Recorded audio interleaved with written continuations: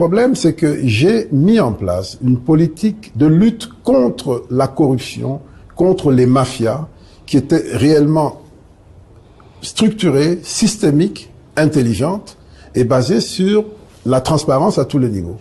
Et ça ne pouvait pas plaire au système.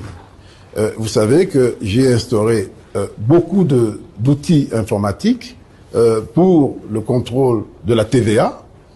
C'est une initiative que j'ai prise, qui ne m'a pas été dictée par le FMI, qui ne m'a pas été dictée par le gouvernement. C'est moi qui ai amené ça à la table du gouvernement. La facture normalisée. L'assainissement des jeux d'argent, ça ne m'a pas été dicté ni par le FMI, ni par la Banque mondiale, ni par le gouvernement. C'est moi qui ai amené ça sur la table.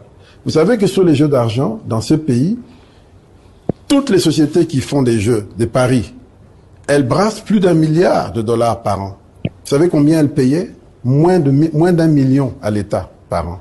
Ce que je dis est clair. C'est moi qui ai initié ces réformes, c'est moi qui les ai fait avancer. Elles sont en train d'être abouties. Souvenez-vous que le 31, peu avant l'élection, je crois le 19 décembre 2023, nous avons officiellement lancé la facture normalisée avec le Premier ministre Sama Lukonde, c'était à Rotana.